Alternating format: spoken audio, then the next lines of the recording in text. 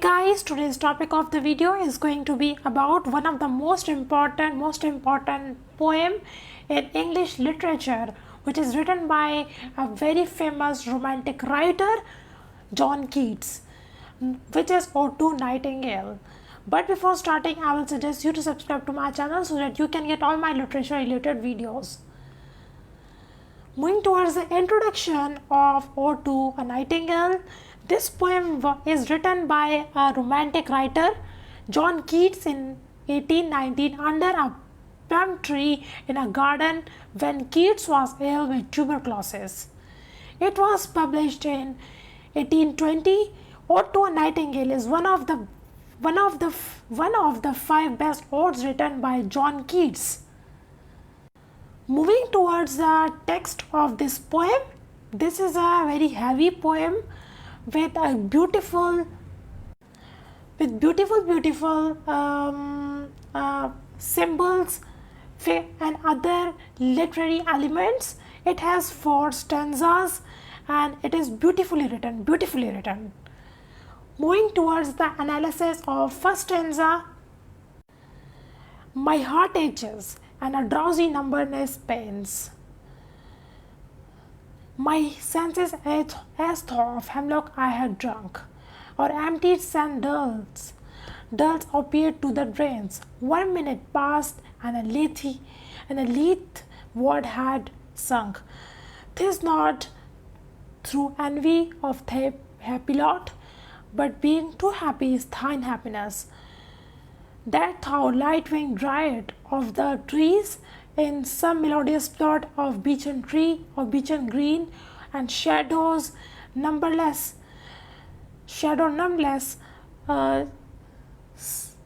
singest of summer in full-throated ease. Moving towards the explanation of this stanza, the poet says that his heart is in pain and his body is numb and tired. He feels like he has drunk hemlock, which is a poisonous plant, or taken opium containing drug 1 minute before and is sunken into Lethe, which is a river in Hades in Greek mythology, which makes people forget their memories. The poet is not jealous of the nightingale, but he is happy and is enjoying the sound of the nightingale.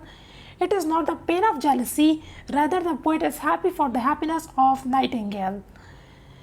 The poet addresses that the nightingale that it is a light-winged Dryad. Dryad is actually a mythological creature living in the trees, and they are young and beautiful, and they are associated with specific trees. So the nightingales are light-winged Dryad of the trees and in some part of the land, and it is singing with its power in the green and shadowy trees in summer.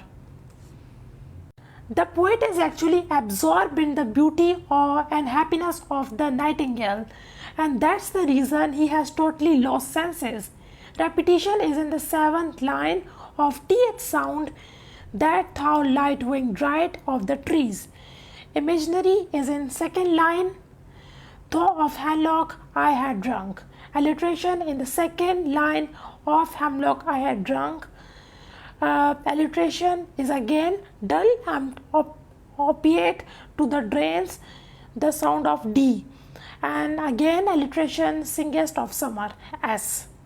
Moving towards 2nd stanza, oh, for a draught of vintage that had been cool a long age in deep delved earth, tasting of Flora and the country green, dancing and Provençal song, and sunburnt mirth. Oh, for a beaker full of the warm south, full of the true and the blushful Hippocrene, with beaded bubbles winking at the brim and purple stay in mouth, that I might drink and leave the world unseen, and with thee fades away into the forest dim. Explanation of 2nd stanza, the poet says that he wants to taste the wine buried deep down the earth, tasting like flowers, the country yard, the dances and the folk songs and the outdoor parties. Actually, the poet is saying that he wants to expose himself to nature. He wants to observe flowers and all the activities happening in the clear and pure atmosphere of the countryside. The poet wants to receive this wine from the south, and it should be from the sacred fountain Hippocrene. Hippocrene is actually a mythological fountain, and and its water gives inspiration to the struggling poets. The bubble on the wine would be twinkling at the brim of the glass and a purple stained mouth of the poet. His mouth is purple because of the wine color. Look at this very beautiful imagery. In the last two lines of this stanza, the poet is describing why he is drinking this wine. He wants to drink the wine because he wants to get numb so that he will forget everything in this world and escape to the dark forest where the nightingale is living. Imagery is in the 7th and 8th line of the stanza with beaded bubbles winking at the brim and purple stained mouth. In the first line of this stanza, this part is describing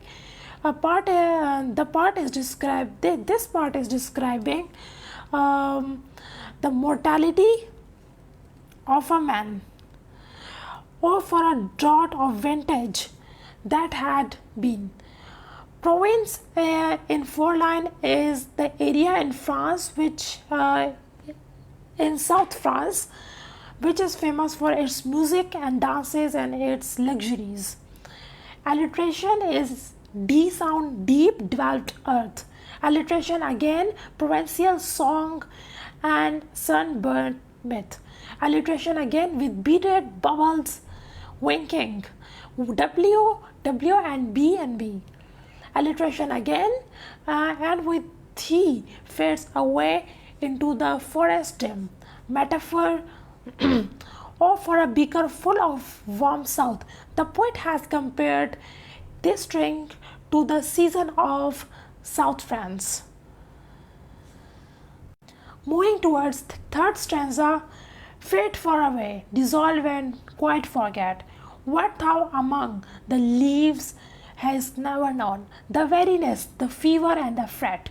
Here where men sit and hear each other's groan, where palsy shakes a few sad last grey hairs, where youth grows pale and spectre thin and dies, where but to think is to be full of sorrow and leaden eye despair, where beauty cannot keep her lustrous eyes, or where love pine at them beyond tomorrow. Explanation of third stanza.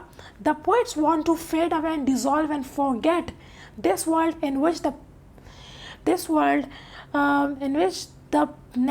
nightingale has never suffered. The nightingale has never suffered, has never seen the suffering, the fever and the weariness in this human world. Here in this world, people are sitting with each other and are listening to each other's pain. In this world, diseases and sufferings come to everyone and youth dies. In short, time passes too fast in this world and kill the beauty of everything. And every thought leads to sorrow and despair.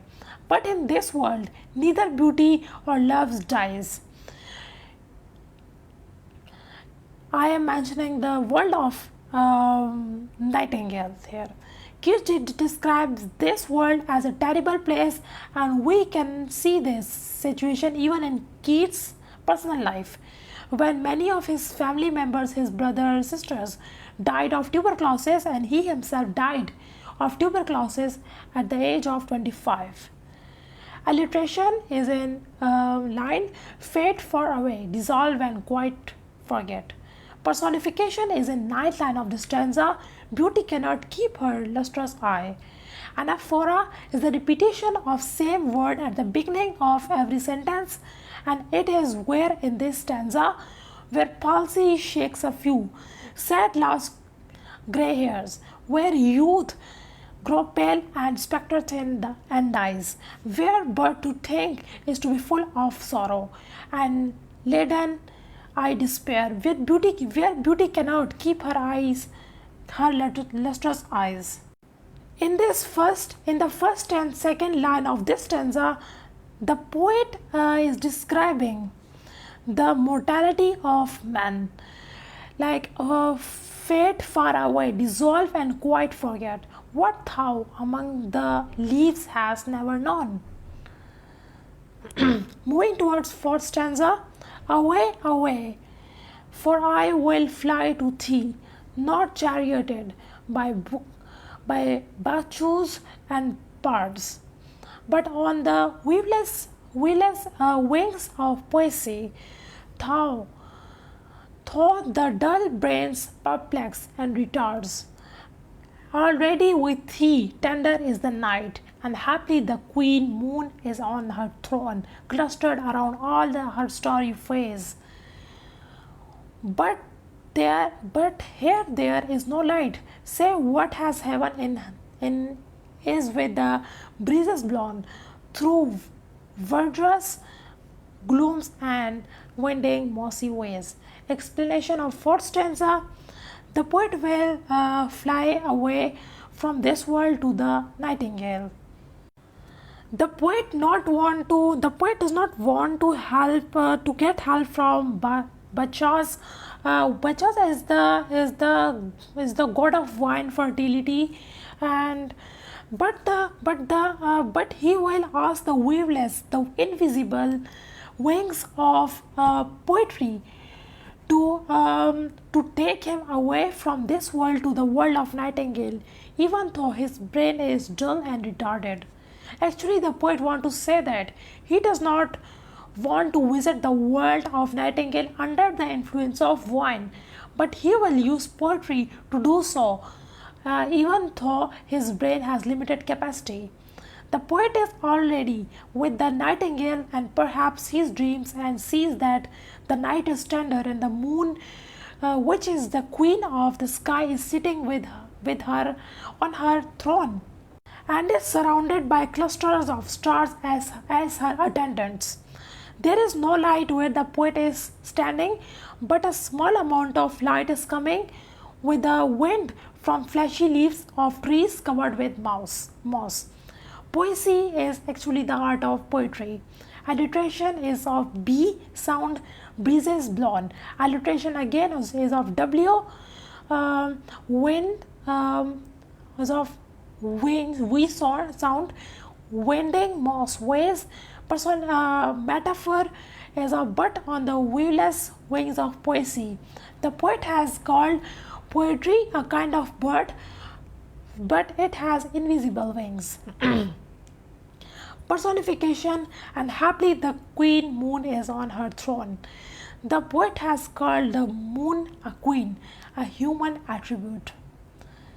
Moving towards fifth stanza, I cannot see what flowers are at my feet, nor what soft incense hangs upon the boughs, but in emblemed darkness, guess each sweet, wherewith the seasonal month endows. The grass, the thickets, and the fruit trees wild, white hawthorn and the pastoral eglantine, fast fading violets covered up in leaves, and mid-May's eldest child, the coming musk rose, full of dewy wine, the murmurous haunt of flies on summer eves. Moving towards the explanation of this stanza, the poet cannot see the flowers that are at his feet because it is too dark there. He cannot even see the flowers from which the fragrance is coming. But in this darkness, accompanied by these fragrances, he can imagine the smell of each flower. He can identify the flower with their smells. The flowers are produced by seasonal month of May, and the grass shrubs and fruit trees.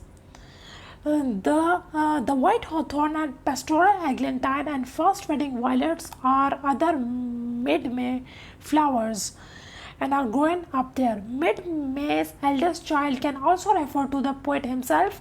He was the eldest child of his family, and his health started declining in the month of May due to tuberculosis. The poet further adds that at the evening of summer, flies gather on coming musk rows, which are full of sweet nectar. Alliteration is fast fading violets of F sound.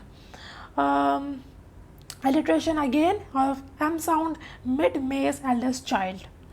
Moving towards sixth stanza, darkling I listen, and for many a time I have been fall in love with easeful death, called him soft names and many amused names, amused rhymes, to take into the air my quiet breath, no more than ever seem it rich to die, to seize upon the midnight with no pain, while thou art pouring forth thy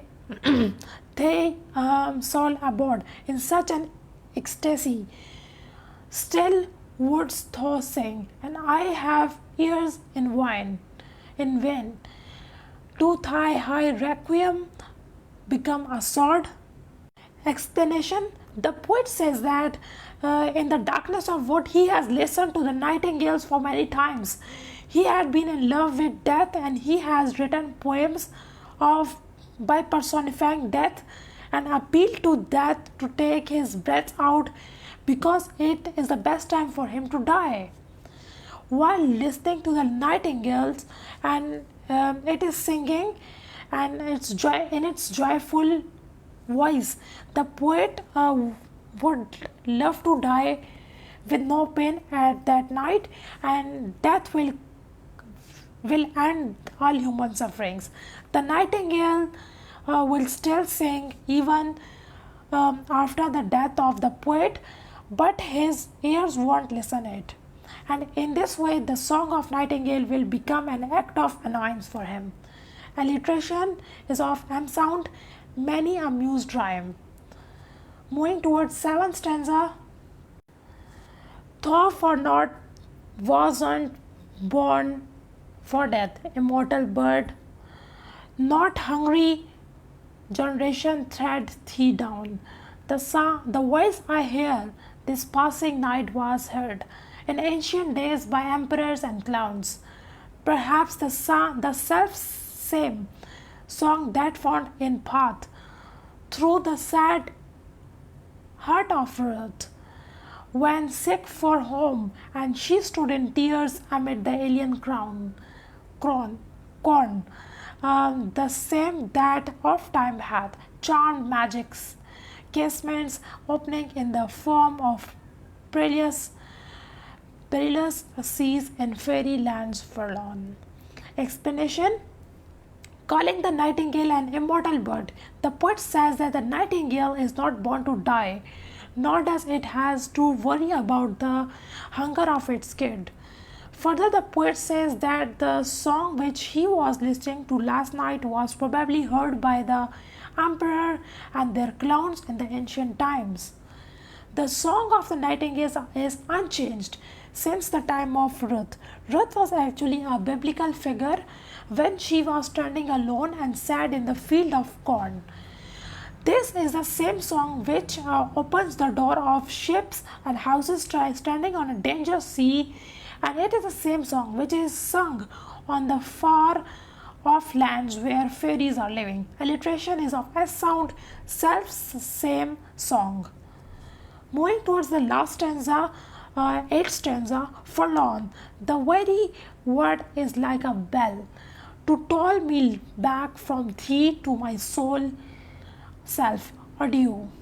The fancy cannot cheat so well as she is famed to do, deceiving elf. Adieu, adieu. The plaintive anthem fades past the near meadows over the still stream. Put the hair side and know it is buried deep in the next valley glades. When it is a vision or a waking dream, fled is that music. Do I wake asleep? Explanation of last stanza. The poet thinks of the word forlorn and is is brought back to reality. These words act like a bell reminds him to that he has to leave this world of nightingale. He bids goodbye to Nightingale and said that the world of nightingales cannot cheat him to ignore and lose the reality. The poet asks for goodbye as the nightingale is flying away and he cannot listen to its song. When the nightingales fly away and he cannot listen to it anymore, he questions if it is a reality or a vision. Is in a vision or a dream? Or is he awake or asleep? Simile is in line forlorn. The very word is like a bell. The poet has compared the word forlorn with a bell using the word like.